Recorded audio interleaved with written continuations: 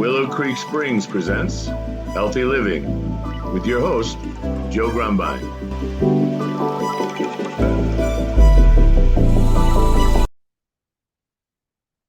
All right, good afternoon, everybody, and welcome to the Healthy Living Podcast brought to you by Willow Creek Springs.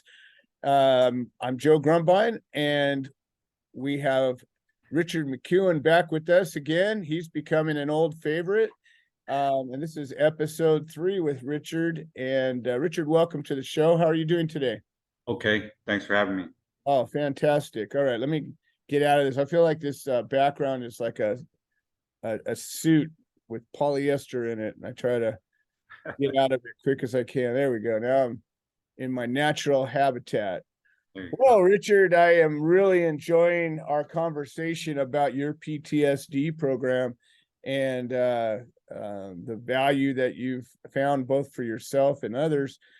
You've began going through this 1,000 push-up regimen and even just how we're identifying it, the whole concept of, starting small and building on it. Start with one and build on it. I think it's kind of cool. Like, I go through cycles sometimes. Sometimes I'll do, exercises outside of just working in the yard, and sometimes I don't. And sometimes I just save all my strength to push that wheelbarrow because you only have so much energy regardless of the focus of the strength. But then other times I feel like, my arms are feeling a little flabby. I don't know why, but I'll get out there and I'll start cranking some pull-ups or push-ups or dips or whatever. And all of a sudden you get that different kind of sore. And you're like, all right, I needed that. I feel good from doing that. I think to myself, did I just do that? Did I just put myself through discomfort to feel better? And well, what the hell is wrong with me? But apparently nothing. Exactly. You end up feeling better by doing it. So one of the things starting to talk is about like the 1,000 push-up program, like how I created it. Pretty much, I didn't think it was really going to go anywhere. It was just something that I tapped into myself to heal me, and it started to resonate with others. But what I wanted to do was to break it down to where anyone with any type of situation can utilize this as a workout or a mental tool that actually works. So breaking the program not just to 1,000 push-ups or 1,000 reps in a exercise program, but to break it down to you, because as I laying there the other night, it came to me and I posted it, is there's 3 levels of trauma. And from what it told me was acute trauma is a result from like a single incident. So like a car accident, you break your arm, something like that. Gunshot to the shoulder, in and out, you got to heal. That's pretty much an acute trauma. So based on the 3 levels of the trauma would be where you would start with the program, depending on what level of trauma or where you're at mentally. And before you go further, your program is an acronym that is called PTSD. Why don't you share with us again, for those people who are hearing this for the first time, what does your PTSD stand for? It's, well, as everyone knows and has been misled, it's post-traumatic stress disorder. And those are just titles and definitions of different things that are all correlated together. And so what I did is developing the program was, how can I change that? Not just for myself, but for everyone else. And if they're going to make a title and put that on as a label to me or you, why not make it to where you can understand it and break away from it? And I came up with physical training standard dynamics, because everything is going to be physical, whatever you're going to do in any situation. You have to have some type of standard of whether in your beliefs. That's where the honor, courage, and commitment. That's what Marines are. The 3, core values that we are led by, and that's the honor in it. And if you have a physical situation and you have no training, you won't know what standard is going to be the outcome because of the dynamics that unfold in a situation. So in other words, if like being in law enforcement and I pull my gun, that moment I pull my gun, there's no training, there's nothing, it's real world. And that's where things get complicated. And if you don't have any training to understand that, that's where things can get, real bad for anybody, and things can go really wrong. People can die, or you can get hurt. So understanding that there's a level of training for the mind, and there's a level of training for the body. One has to be in control. And if your body's more in control of your mind, it's why you're out of control. So you need to teach yourself somewhere a balance to where neurologically you can connect again, and starting at a low level, 1-for-1, it builds that 1,000. To me, I was 1-for-1 everywhere in my head. So it took me 1,000 to be able to have this type of conversation, or to be able to help somebody else, get out of where the What a great fog that I was. starting point, though, to be like, I know like people think to themselves, well, that's not for me because, right? There's always that I'm not doing that. Yeah, well, a lot of people, they come from the no point of view. I can't, well, I can't because I have this problem, I have that problem, could never do this or that or the other thing. But this breaks it down so simple that, like you were even saying, just anybody can do one knee push-up, right? Like, get on your knees like you're gonna crawl, and instead of crawling, take your arms, go down to the ground and come back up again, and you're only lifting a third of your body weight. It's if you can't do that, then we have another conversation probably, but probably 99.75% of the people out there can do that one, and that's the starting point that everybody gets to be level on. So it's like there's nothing keeping anybody from doing this except for themselves. Correct. And that's why I wanted to break it down to where everyone can utilize it, instead of just, somebody at my level, or a veteran, or somebody that's had, works out, or an athlete, the basic, your neighbor, your little son or daughter, how can they utilize something like this that can help them mentally or physically?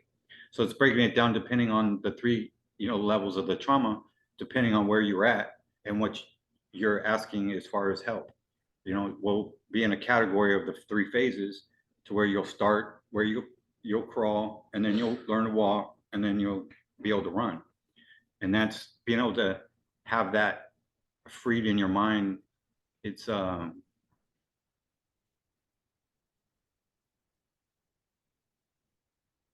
it just, I don't know how to explain it. It just it's a feeling of joy, right? That you've pushed yourself through your own BS, the things that you felt you weren't capable of doing. And when you do that, it's a little spark. It goes off deep down inside you, and that's where it's shot of dopamine that your brain gives you. Right. That's the endorphins get released. Good job, buddy. You did good. And there's nothing that can replace that feeling. Like, I know, like we were talking before the show, I said, sometimes I'll get in a weird spot where I'll like, I'm going to get down and do some push-ups and or pull-ups or whatever. And then you think to yourself, well, how many did I do last time I did that? And then, if you haven't done them for a while, you're probably not going to get to where you left off. But then you hit a new starting point. And then a day or two later, however you set it up, you go, well, that's my line to break. And even if you just get one more, God dang it feels good. Like, there's this really, like, it feels better than you feel from strengthening yourself. You accomplish something, and it's like you get to do that all along the way when you engage a program like this. Oh yeah. And it, like, when I first started, I mean, I'm going to be honest, I couldn't even hold myself in a push-up position on my knees and hands because of the lower lumbar. When you're in a push-up position like that and your weight is going down, your back bows. Right. L1, L5 in the lower lumbar, that's where your spine is, and it bows. So any type of pressure going down, all the nerve endings and everything you feel. So I had to find that little spot where I didn't feel any pain, and then I could just slowly maneuver it until where it was a full movement. Right. The push-ups on the knees, don't worry about it. Oh, I can't do a push-up or a pull-up, or tell yourself, yes, you can. Let's try. Let's try. See where you're at. If you fail, Exactly. well, at least you did. You tried that. And that'll give you the effort to do it again. Well, Especially there's also that feeling like, how often do you push yourself mentally or physically to the edge? Like most people don't ever. They go through their life and they operate at a quarter throttle. Like people don't put an effort in, mentally. If you've got to try to solve a really difficult puzzle, project, problem, or you need to write something in a particular way, or physically, if you see the end of your endurance, like we were just talking about that guy Goggins, or I consider yourself, this dude broke the world record of pull-ups and he pushed through friggin' broken bones to do it. Like, to be able to push yourself through, or even something like, a woman who goes through a horrible experience and finds a way to separate herself from her body and get through it, because she's at the edge where you can't go through anymore. So you find a way that says, okay, I'm gonna at the edge, I got to go above, around, through, under. I'm getting past that edge though. Now I'm in a new place. And that, I think there's something hugely powerful about that place of I never did it before, I couldn't do it before, but I'm gonna push until I can. There's a huge power.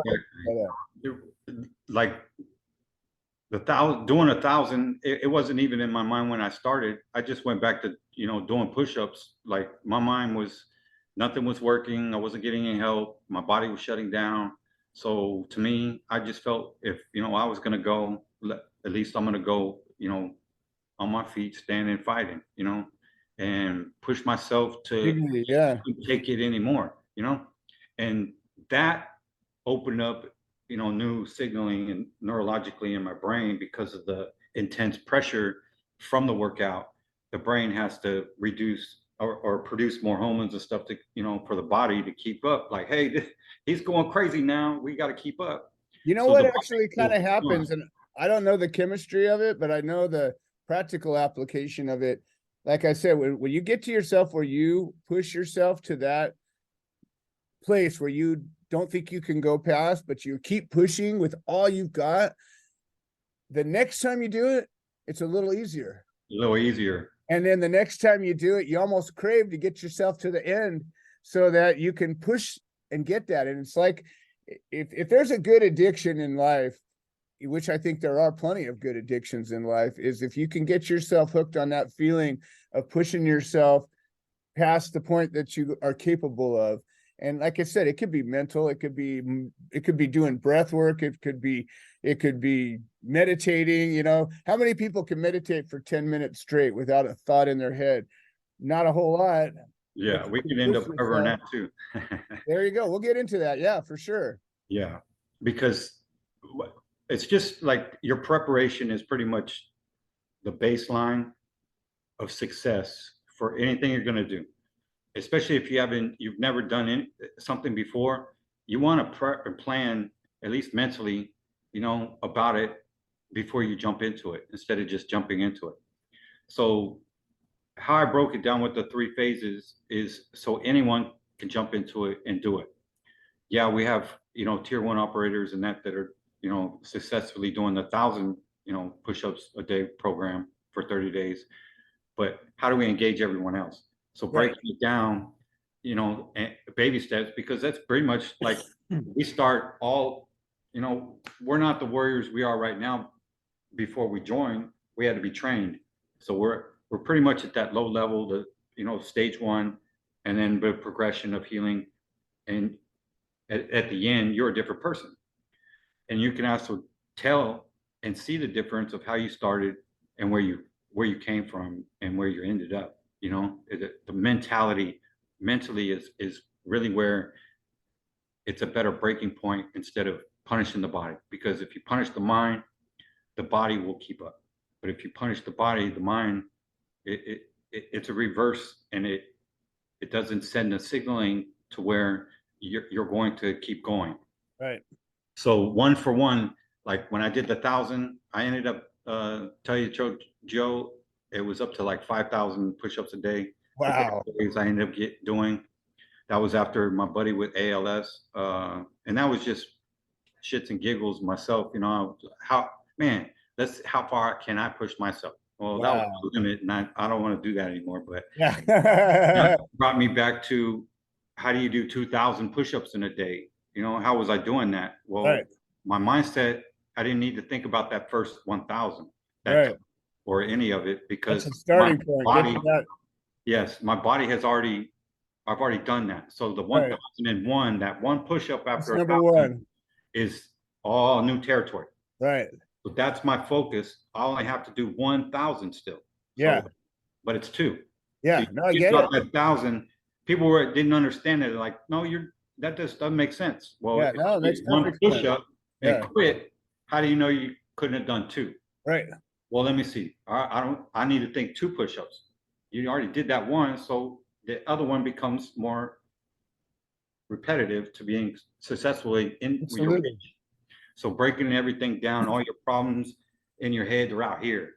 How do you simplify them to where you can simplify it to one thing, makes it easier. So Right. the numbers down in the small increments, instead of thinking of larger increments, I was more able to and achieve that ladder to climb that and be successful at it. So breaking that down in a mental aspect in the program, a lot more people will be able to engage into it. And I think that that's where it needs to go now, instead of just, you know, like a David Goggins type of workout. Right. You know, like I'm not even David Goggins, you know. I mean, things I've done, people say, you know, you're extraordinary, but I'm just a normal guy, you know, just like you or anyone else. It's That's the cool fire thing within about the person. extraordinary people is we recognize that we're just regular people. Yeah, well, that's what a superhero is an ordinary person doing extraordinary things. You know, There it's you go. Hollywood, you know, Exactly. cape and all that stuff, you know, Yeah. normal people, you know, It's and regular underneath it all. We're all the same. You know, I saw this thing, uh, I don't know, a couple of weeks ago, and it had a picture of a bunch of skeletons. And the skeleton above it, one of them said an Asian man, the other one said a rich woman, this one was a young white girl, this was, and all this was, and all these different kinds of people. But you look at the skeletons and they all looked identical. Like there's no way to tell any of it. So yeah, that's the part that we got to remember is, through it all, it's about these choices that we make more than what we're wrapped in. and that's what it has broken down to is it's not just a workout, it's pretty much a guideline for life, you know, like a lot of people like sports. One of the number one sports I think mentally is golf, and it's a like a structure of life. The game is a way of life, you know. What you get out of it is what you put into it, you know. You can have that real good golf shot, holding one, and that next shot goes and hits a car and causes an accident, and the rest of your day is bad. But Right. you still want to go back because that hole in one. Yep. So it's that ability, you know, and it teaches you that respect within yourself to hold yourself accountable for your own actions instead of put them onto others. Right. Because you have to push yourself, and that's why push-ups are the number one mental health exercise in the world. And if you could think about that, all your problems are up in here. So whenever you're pushing yourself and you're laying there on the ground, where are your problems? They're still here. They're on your back. All that weight's there. It's up to you to push through that. You know that weight's there. You know it bothers you. You know it's gonna be painful. But the more you sit there and let it build up more weight, it becomes more pressure, and you can't do anything about it. Right. And it explodes. So if you just have to push through that. You know, I can, I will. Yep. Those are two of the most powerful phrases anybody could carry with them. If you got those two phrases, I can and I will, because they're two different things. They're very different things. And they're both, there's really only three words in those two phrases. And the one word is I. Well, there's only one I, and will and can, man. You got those three words together, and really anything can follow that in a sentence. One of my drill instructors, I did boot camp. I was there for 6 months instead of one cycle, 3 months. I broke my leg below the knee from a stress fracture. Yikes. and I just out of shape, not used to all the running and all the vibration. It splintered in the inside and all the way to the out to where it snapped. So I had to do 6 months on the island. So I could have quit at any time. I mean, every day they tell me, take me to physical therapy with my little crutches on the little yellow bus. I'm sure they treated you well for that, huh? Yeah, they really treat you even better, when you hurt yourself. Right. So one of my drill instructors told me whenever my leg broke and I had to be recycled, they called it MRP, Military Rehabilitation Platoon, which was pretty much where they sent all the, everybody that was fat. They called it pork chop platoon instead of that, because that's what I was called when I was in it. It was a pork chop platoon. Yeah, you have stripes on there. So you're a diet recruit. You couldn't eat anything. It was just all bad. So I had to go with all those guys because I was hurt. So 2 months there, well, I remember, I never forgot it. I was in pain. He could tell I didn't want to quit, but he knew I couldn't continue. And he told me, he goes, I'm gonna have to recycle you, which means, I get dropped and I have to, go back to that training day whenever I heal. He says, but I wanted to tell you something. He says, you never quit. Do not quit. Don't give up. And he goes, you have the heart. Yeah. And when That's he told the hardest me, I part got all about my bone, and I ended up making it off the island and graduating, becoming a Marine because of that. Because of that, even though they were killers and wanted to kill me at the time, he showed that, killers the nicest side of him, and he actually cared. So that made me just want to stay there and fight through everything. And that's pretty much the mentality I've had ever since, is never give up. You're never out of the fight. There's always somebody there to help you, even if you don't think that you that's the biggest thing, is asking for help. Right. I think, for somebody. And it was one of the biggest things for me to ask, to say, hey, as a grown man, I don't know what to do. I need your help. Right. There's nothing wrong with that. But that's the point of getting to, and where these programs have come from, and these conversations, is because there is somebody that needs that help. So being silent about what has worked for you or what has worked for somebody else, I think we need to have that family to where we can actually pull from each other and we can heal better, instead of just thinking alone that we're on our own. Nobody feels the way I do, or my situation is different from this person's. We're all in the same thing, and we're all trying to get through it in the best way we can. So the information that I may have could help somebody else, and I know it helped me, and it's helping a lot of other people that are doing the program, especially with the CBD. And that's what's fueling me to just, quit being silent and start helping people, and letting them know the knowledge that, can help and does work. Well, I'm excited. We're just about out of time, but I'm just excited because you're opening up doors. These 3 conversations we've had have literally just been knocking on a door and opening up just a little bit to see that there's this wonder and amazing stuff inside. So if you look, I'm wearing a shirt that says Gardens of Hope, and that is a 501c3 nonprofit that we just have launched, and you're now part of our advisory team.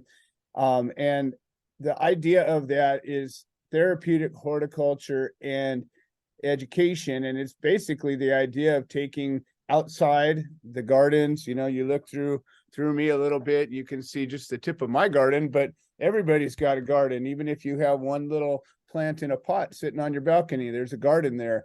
And that's the key of this, is that when we connect to the earth, when we connect to the life force of the earth by taking care of a plant or being part of it, or we'll walk through all kinds of stuff in there, it opens up the door to healing. And any of these programs, in my vision, I see, physical training, yoga, all kinds of different healing modalities, all happening at the garden, whether it's my garden or your garden or this garden over here or there. That's the point of it all. These gardens are everywhere. They could be anywhere on any place in the earth, and it could be inside It could be outside. It could be, you know, in Antarctica. There's a way that you can do. It could be up on a space station. If you can find a way to have some connection to, you know, the soil and a planter too, you can tap into this. I feel like we're opening up the door. This whole podcast is about healthy living and a community, and I believe that that's this program. Your PTSD program is also about community, and we're just beginning to explore that. But I'm excited to keep opening this up more and more and seeing what's inside. And I'm going to commit myself to participating in your program as I can understand it and put it together a little bit more. And we all have healing. You know, we can all think we're together. We all are fine. I'm fine. I feel great. Guess what?